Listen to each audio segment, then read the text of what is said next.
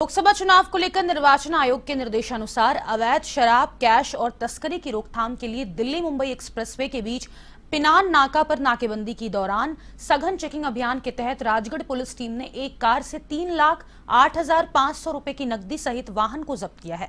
थानाधिकारी रामजीलाल मीणा ने बताया कि पिनान नाके पर नाकेबंदी के दौरान दिल्ली की ओर से आ रही कार की तलाशी लेने पर कैश बरामद किया। वहीं इसको लेकर चालक ने पूछताछ के दौरान संतोषजनक जवाब नहीं दिया।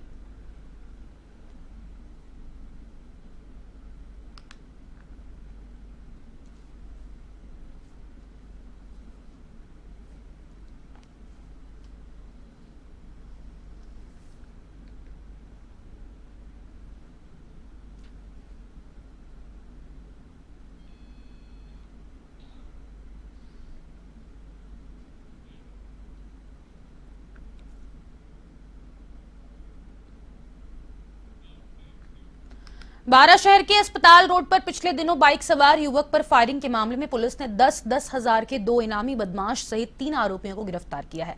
फिलहाल पुलिस आरोपियों से पूछताछ में जुटी हुई है। एसपी राजकुमार चौधरी ने बताया कि 16 मार्च को गोपाल कॉलोनी निवासी दिलीप प्रजापति ने अस्पताल में इलाज के दौरान पर्चा बयान दर्ज कराया था, जिसमें बताया था कि वह सुबह अपने घर से कंकाली हुई के पास पहुंचा हुआ था। इस दौरान अग्रवाल धर्मशाला के सामने एक बाइक पर लोगों ने फायरिंग कर दी, जिसमें पुलिस ने आरोपियों को गिरफ्तार कर लिया है।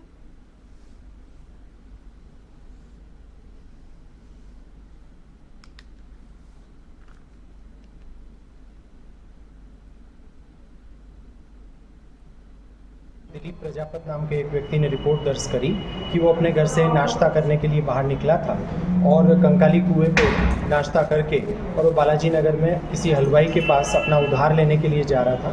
तो इसी दरमियान मोटरसाइकिल पे सवार 3 व्यक्ति आए और उसके ऊपर उन्होंने फायर किया।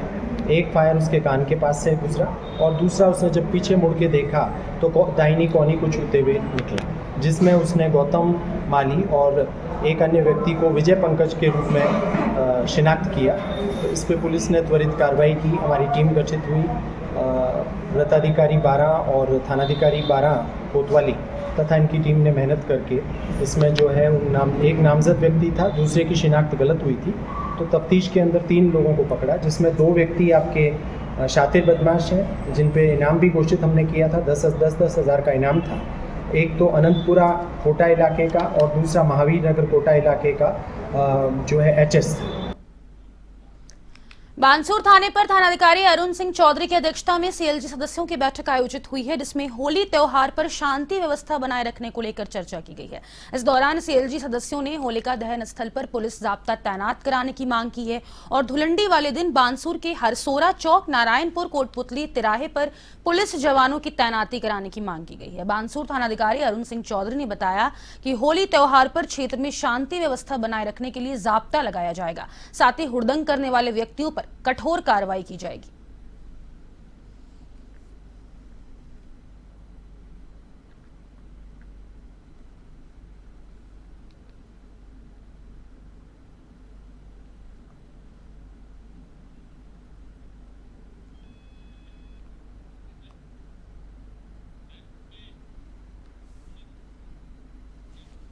लोकसभा चुनाव को लेकर कांग्रेस ने गुरुवार को तीसरी सूची जारी कर दी है। कांग्रेस पार्टी ने बारा झालावाड़ सीट से उर्मिला जैन भाया को अपना प्रत्याशी बनाया है, जो राज्य के पूर्व मंत्री प्रमोद जैन भाया की पत्नी होने के साथ ही वर्तमान में बारा की जिला प्रमुख है। वहीं अब उनका मुकाबला भाजपा प्रत्याशी दुष्यंत से है, जहां पर दुष्यंत सिंह इस सीट से 5वीं बार लगातार चुनाव लड़ रहे हैं। इसी के साथ सीट पर पिछले 35 सालों से भाजपा का कब्जा है। दुष्यंत सिंह से पहले उनकी मां और राज्य की पूर्व सीएम वसुंधरा राजे यहां से चुनाव लड़ती थी, जो लगातार 5 बार इस सीट से जीत दर्ज कर चुकी है।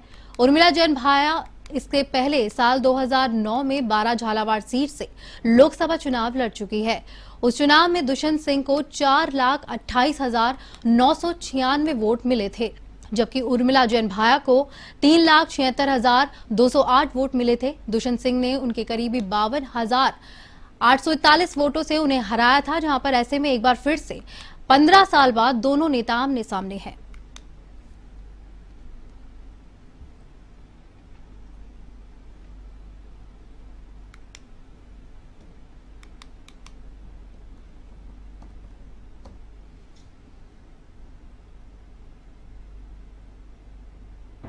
नमस्कार। कांग्रेस के शीर्ष नेतृत्व ने मुझ पर विश्वास जताकर झालावाड़ 12 लोकसभा क्षेत्र का उम्मीदवार बनाया। मैं आपको विश्वास दिलाती हूँ कि आपके विश्वास पर खरी उतरूंगी और झालावाड़ 12 लोकसभा क्षेत्र की जनता के साथ विश्वास एवं आशीर्वाद से झालावाड़ 12 पूरा संसदीय क्षेत्र का मैं चहुमुखी विकास कराऊंगी। लोकसभा चुनाव के चलते नाकाबंदी के दौरान कॉर्पोरेट पुलिस ने मेगा स्टेट हाईवे पर एक कार से 51 किलो 570 ग्राम चांदी और 2,66,000 कैश बरामद किया है, जहां पर थानाधिकारी कमल सिंह ने बताया है कि रात को नाकाबंदी के दौरान कोटा दौसा मेगा हाईवे बोरदामाल चौराहे पर वाहनों की जांच की जा रही थी। इसी दौरान सवाईमाधोपुर से कोटा की ओर आ रही एक कार को रोका गया, जिसमें चालक सहित 4 युवक बैठे हुए थे, जहां पर इस दौरान कार की तलाशी ली गई। उनके पास से 3 बैग मिले, जिनमें चांदी के आभूषण मिले। वहीं दूसरे बैग में 2,66,000 रुपए की नकदी बरामद की गई है।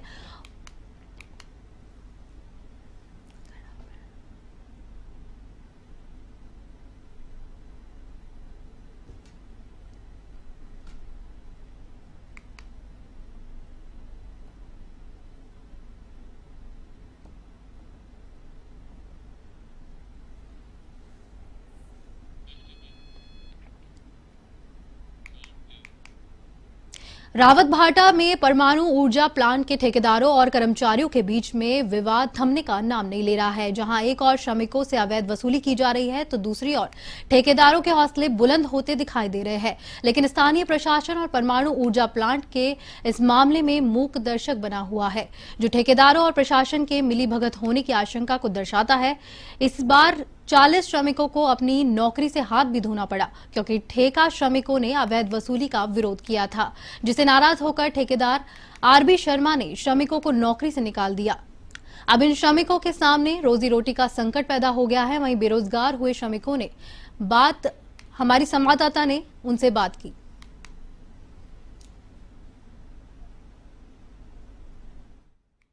भाटा में ठेका श्रमिकों के साथ दिन ब दिन शोषण बढ़ता जा रहा है। आए दिन ऐसी घटनाएं सामने आती है, लेकिन जो प्रिंसिपल एम्प्लॉयर एमपीसीआई है वो कोई संज्ञान नहीं लेता है और न ही आज तक जो है ठेकेदारों पर कोई कार्रवाई की है, न ही किसी ठेकेदार को ब्लैक लिस्ट लिया है। उसके चलते आज 40 वर्कर जो है फिर जो है यहाँ पर बैठे हुए हैं और उनका कहना है कि उनसे 20,000 रुपये मंथली 1,000 रुपये और काम लगने के लिए 20,000 रुपये मांगे जाते हैं, खाली पेपर लिए जाते हैं। इसका विरोध करने पर जो 15-15 और 20-20 साल से श्रमिक लगे हुए हैं उनको बाहर निकाल दिया गया। तो क्या कुछ कहना है श्रमिकों का, हम उन्हीं से जानते हैं। मैडम, हम लोग राजस्थान परमाणु बिजली की आवासीय कॉलोनी में इलेक्ट्रिकल विभाग में कार्यरत हैं। लगभग सारे श्रमिक 12 से 15 साल से काम कर रहे हैं। हमारे काम में कोई खोट नहीं है, लेकिन जैसे टेंडर चेंज हुआ हमारा और नया ठेकेदार आया आरबी शर्मा, तो उसने सभी श्रमिकों से 20,000 रुपये एडवांस में लगने के लिए मांगे और 2,000 रुपये पर मंथ के लिए मांग की। जब हमने विरोध किया तो उसने हम सबको कार्य से बहिष्कृत कर दिया और टेंडर शुरू होने से पहले ही हम सभी लड़कों से 2-2 स्टाम्प पेपर 50-50 रुपये वाले मांग की और जो लड़के जो लगे हुए हैं उनसे 2-2 ब्लैंक पेपर पर साइन करवाए गए। अगर हम लोगों ने विरोध किया तो हम सबको बिठा दिया गया है और हमारे एवज में नए श्रमिकों के भर्ती की जा रही है और इसकी जानकारी हमने लोकल प्रशासन को भी दी है, थाने में भी दी है और जो हमारे यहाँ का जो परमाणु बिजली का विभाग जो कर्मचारी हैं, जो HR विभाग है, वहाँ तक इसकी बात पहुँचाई गई है और यहाँ तक कि साइट डायरेक्टर तक भी इसकी रिपोर्ट पहुँच गई है। जो लोकल हमारा जो प्रशासन है और जो हमारे नेता लोग हैं, विधायक साहब हैं और CP जोशी जो हमारे जो सांसद हैं, उनको तक हम लोगों ने इसकी ज्ञापन दिया है, रिपोर्ट वहाँ तक भी पहुँची है इसकी, लेकिन अभी तक कोई संज्ञान नहीं लिया गया है और हम सारे श्रमिक घर बैठे हुए हैं और परेशान हैं और बहुत दुखी हैं। तो आपने देखा कि किस तरह नीचे से लेके ऊपर तक पूरे प्रशासन को अवगत कराने के बाद भी जो है श्रमिक यहाँ पर बेरोजगार बैठे हैं। तो इसका क्या सीधा सीधा मतलब ये जाता है कि सामूहिक रूप से यहाँ पर श्रमिकों को जो जितने भी ऊपर से नीचे अधिकारी है साठगांठ चल रही है, उसी के चलते शायद यहाँ पर श्रमिकों के साथ इस तरह शोषण हो रहा है। तो कैमरा पर्सन मोहम्मद साहिल के साथ मैं Amina Shaikh, A1 TV news, Rajasthan. Sumerpur कस्बे के जवाई बांध स्टेशन रोड स्थित एक निजी अस्पताल संचालक और मेडिकल स्टोर संचालक के बीच विवाद सामने आया है। कुछ समय पहले शुरू हुआ ये विवाद अब पुलिस तक पहुंच चुका है, जहां एक और अस्पताल संचालक ने मेडिकल स्टोर संचालक पर किराए के रुपए नहीं देने और एग्रीमेंट समाप्त होने के बाद भी दुकान खाली नहीं कराने का आरोप लगाया है। तो वहीं मेडिकल स्टोर संचालक ने चिकित्सक के सभी आरोपों को गलत बताया है।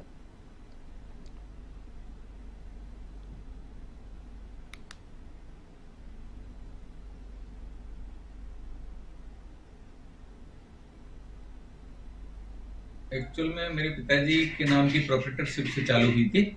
पिताजी के प्रोप्राइटर के टाइम में ये किशन लाल नाम के व्यक्ति जो उसमें 25% के पार्टनर्स थे, और उसके बाद में 14 में जब पिताजी का देहांत हो गया तो पिताजी से इन्होंने बलपूर्वक अपने मतलब जाल में फंसा के इन्होंने अपने नाम की प्रोप्राइटरशिप कर ली, और तब से ये खुद ही मालिकाना हक जता रहे हैं और डॉक्टर को परेशान किया जा रहा है। और इसके एवज में उन्होंने साथ ही साथ हमारा जो फ्लैट था शिवम अपार्टमेंट में, उसको भी इन्होंने खाली करने से मना कर दिया है। पिछले 7 साल से उसमें रह रहे हैं ये, और भाड़ा भी बराबर टाइम पे नहीं आ रहा। लास्ट 3-4 महीने से भाड़ा भी नहीं आया है। दुकान खाली करने के तैयार हूँ। मेरे जो कमीशन के पैसे, रोकड़ पैसे जो ले सके, कमीशन भी लिया, भाड़ा भी लिया मेरे से, और इनके ऊपर 1 नंबर के पैसे भी इनमें जमा है, वो देने के नहीं चाहता। दूसरी बात, 2014 से मैं प्रोप्राइटर हूँ और इनके बाद मेरे करोड़ों रुपए इसमें जमा है, जो हड़पना चाहता है और पेशेंटों को बेबुनियाद मतलब गलत तरीके से पर्चे बाहर भेज रहा है। कमीशन ले रहा है, 70% कमीशन की डिमांड है उनकी, और मेरे से भी 70% ले रहे हैं। तो फर्जी कंपनियां लिख रहे हैं और मेरे को धमकाया जा रहा है। उल्टा डॉक्टर द्वारा मुझे धमकाया जा रहा है, नहीं कि मैंने उनको धमकाया है। ये बेबुनियाद मेरे पे गलत आरोप लगा रहे हैं और पैसों की डिमांड उनकी। सीकर के जीण माता थाना इलाके में गुरुवार को 2 वाहनों की आमने सामने जोरदार टक्कर हो गई। हादसे में एक की मौत हो गई तो वहीं 3 घायल हो गए। घायल को सीकर के एसके अस्पताल में पहुंचाया, जहां फिलहाल उसका इलाज जारी है और पुलिस पूरे मामले की जांच कर रही है।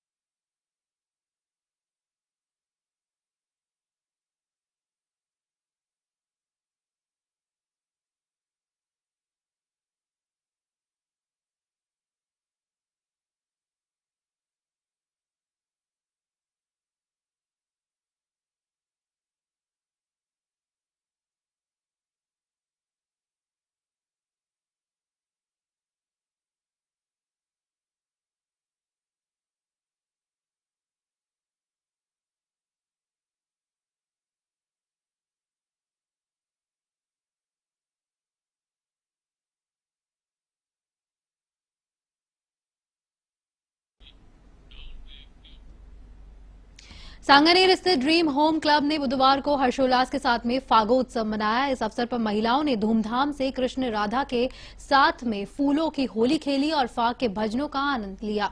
कार्यक्रम के अंत में भक्तजनों को प्रसादी भी वितरित की गई। इस अवसर पर रानू चौरसिया, पूनम खंडेलवाल, नीलकमल सैनी, दीपिका जोशी और संगीता खंडेलवाल, अंकिता गुप्ता, गरिमा अग्रवाल सहित क्लब की अन्य महिलाएं मौजूद रही।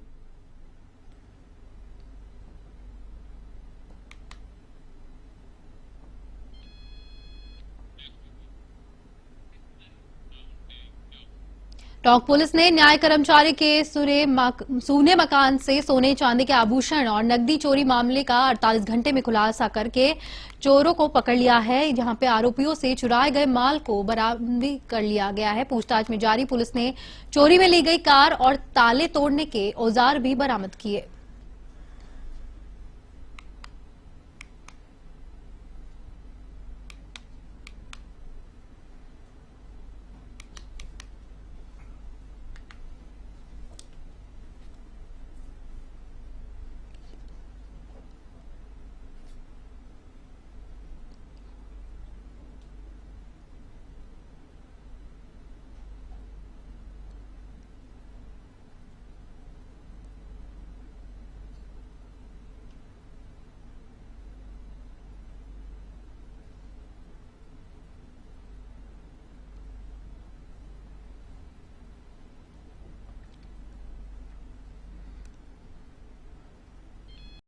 बांसवाड़ा जिले में पीडब्ल्यूडी विभाग की ओर से 52 करोड़ रुपए की लागत से वर्ष 2019 और 20 में बांसवाड़ा के वजवाना पर डामर सड़क का कुपड़ा फ्लाईओवर बनाया गया था, जहां पर विभागीय अधिकारियों की मिलीभगत के चलते इसके बनने के 1-2 साल में ही फ्लाईओवर भ्रष्टाचार की भेंट चढ़ गया और फ्लाईओवर की जगह जगह दरारें आ गई है।